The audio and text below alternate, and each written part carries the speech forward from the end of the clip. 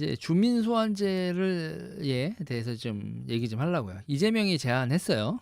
국회의원 주민 소환제를 지금부터 정리를 할 텐데, 저는 기본적으로 뭐 시작부터 얘기를 할게요. 반대입니다. 왜냐하면 악용될 소지가 많아요.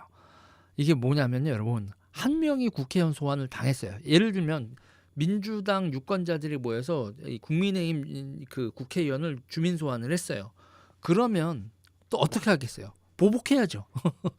뭐야, 너희가 우리 국회의원 한 명을 주민 소환을 했어? 그렇다면 우리도 너희 국회의원 한 명을 주민 소환하겠어.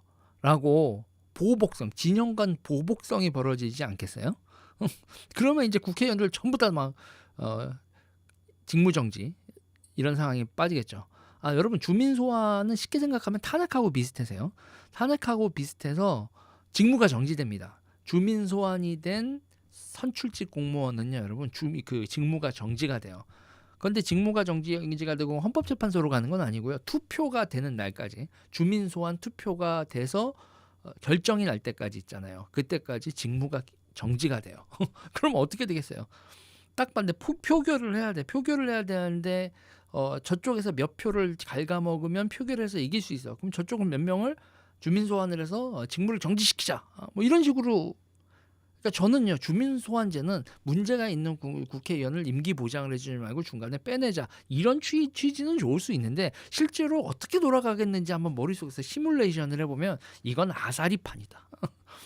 이건 아사리판이 되어 버릴 것이다라고 저는 보는 거예요. 일단은 이 주민 소환제에 대해서 얘기를 하면, 이게 지금 입법안으로 여러분 입법이 또 될 것 같아요. 입법이 되고 그러면 이거를 또 권한 대행 거부권을 행사해야 되냐 마냐 이런 거로 또 발전을 할 수 있는데, 일단 이재명이 2월 10일에 교섭단체 대표연설에서 국회의원 국민 소환제를 제안을 했어요. 그리고요, 일단 현재는 여러분 주민 소환제는 지방자치단체장하고 지방의원에게만 적용돼요. 그래서 지금은 별 문제가 아니라 보복성 이런 게 별 문제가 없어요. 이게 왜냐하면 여러분, 지방에서 무슨 일 벌어지는 거에 우리가 솔직히 관심이 많아요. 그래서 그 동네 일만 돼. 그 동네에서 그렇게 시끄러울 정도로 되는 거는 소환 당할 만하네 정도, 그런 거지. 이게 악용되는 일은 없는데, 저는 지방자치단체장이나 지방의원에서 적용되는 주민 소환제가 국회의원한테 되면, 그러면 여러분, 국회의원은 우리가 관심이 많잖아. 관심이 많고 막 그래서 전국에서 우르르 올라가서 한 지역구에서 그 전쟁이 날 거다. 저는 그렇게 보고 있어요. 그래서 지금 현재는 이게 유권자의 15%거든요. 서명은 지역구 유권자의 15% 이상 서명을 하면 소환 투표를 실시할 수 있다. 이렇게 돼 있어요. 그리고 투표 참여율은 33.333%, 그러니까 3분의 1이 투표를 참여해서 과반 이상을 얻으면 그러면 의원직이 박탈되죠. 이거 여러분 옛날에 기억나시죠? 주민투표 했을 때 서울시에서 그 오세훈 시장이 캐삭방 했잖아요. 급식 투표 선거 때. 그때 여러분 어떻게 됐어요? 3분의 1이 투표를 안 했죠. 찬반이냐를 묻는 거에 사람들이 투표장에 안 나가가지고 그냥 투표가 무산이 됐어요. 그래서 이제 이게 어쨌든 3분의 1 이상이 모이지 않으면 그냥 무효가 됩니다. 3분의 1 이상이 투표율이 33.3333%가 넘지 않으면 무효가 돼요. 이렇게 되는 걸 일단 제안을 했어요. 그러면 비례대표는 어떻게? 이게 비례대표가 난리 날 것 같아. 비례대표는 지역구 평균 유권자 수와 비슷한 규모의 소환투표인단을 설정한다. 근데 이게 문제는요, 비례대표 같은 경우에는 지역구 평균 유권자에서 뭐 10만 명 정도 해서 15%, 10만 명은 아니지, 한 15만 명 정도 해서 15% 하면은 여러분 뭐 2만 명 정도 되려나? 만약에 그렇게 된다고 해봐요. 그러면 어떤 일이 벌어지냐? 전국에서 2만 명 모기가 여러분 어려워요. 비례대표는 맨날 소환당할 거야 이거 하면. 저는 그렇게 봐요. 그래서 지금 국회 입법을 하겠다고 했어요. 민주당이 국회 입법을 하겠다고 선언을 했습니다. 이재명 대표가 국회의원 국민소환제 도입을 추진을 한다. 그런데 이제 이거와 관련돼서 논쟁이 있어요. 아니, 이건 입법으로 될 일이 아니다. 개헌을 해야 된다. 왜 얘기를 했냐? 그런 얘기가 나왔냐면, 개헌에 헌법에 대한민국 헌법에 국회의원 임기는 4년으로 보장한다라고 헌법에 되어 있기 때문에 헌법에 그렇게 되어 있기 때문에 야 이거 이재명 네가 그거 법으로 해서 될 일 아니고 이건 개헌해야 돼. 그리고 국회의원들도 이거 별로 하고 싶지가 않아. 그렇게 얘기가 나옵니다. 그런데 이재명은 아니야 그거 4년으로 보장되어 있는다는 게 임기를 4년으로 한다는 얘기지. 중간에 이렇게 주민 소환 이거 국민 소환 이거 하면 돼. 국회법을 바꿔서 하면 돼라고 하는 게 이재명 주장이고 그럼 이건 위헌법률 심판으로 가서 헌재로 갈 가능성 저는 있다고 봐요. 통과가 된다고 해도. 현재 있는 그 지방자치에서의 주민 소환제 성공률은요, 여러분 1.36%입니다. 1.36%. 일단 15%가 모여가지고 너 일로 와 시장 너 일로 와 한 다음에 투표를 해보면 대부분이 있잖아요. 부결도 아니야. 그냥 불성립. 투표하러 33%가 나오는 일이 별로 없어. 그래서 주민소환제는 그 성공률이 1.36%고 상당히 많은 경우 투표율 33%를 못 채우고요. 그렇게 해서 나가리가 난다. 반대표가 높아서 나가리 나는 경우는 드물고요.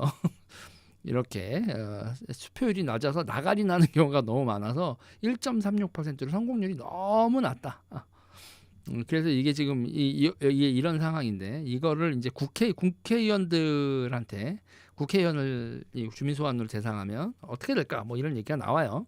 근데 저는 이제 아까도 이제 말씀드렸지만 주민소환이 되면 여러분 그렇게 돼요. 탄핵하는 거랑 똑같아가지고 직무가 정지돼요.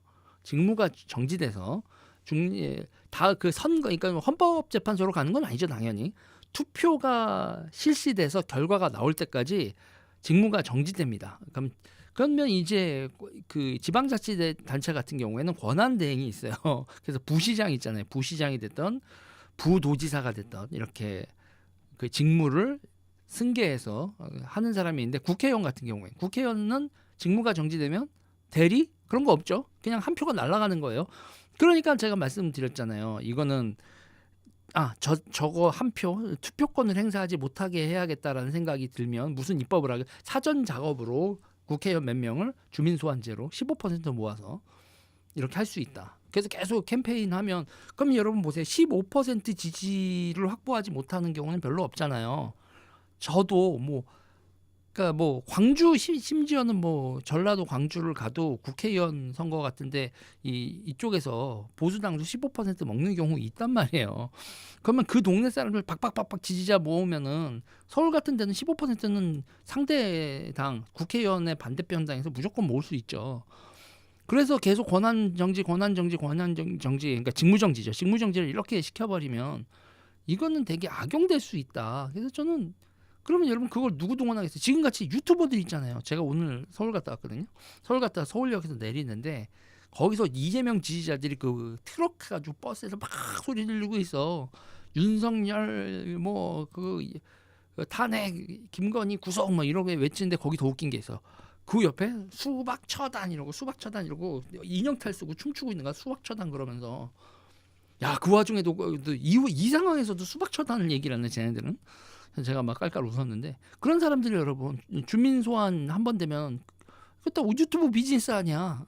뉴스 비즈니스고 거기 지역구 가가지고 이 새끼 소환해야 돼요 막 그러면서 난리 버거지치면 또 스포츠 터지고 조회수 터지고 그런 식으로 지금 유튜브 비즈니스나 이 정치 팬덤이 얼마나 정치 팬덤 비즈니스로 악용이 되겠냐고. 그리고 지금 이재명도 이렇게 얘기했지만 이건 당 내에서도 수박 처단 그러면서 민주당 지지자들이 민주당 국회의원 소환하지 않으리란 법이 어딨어.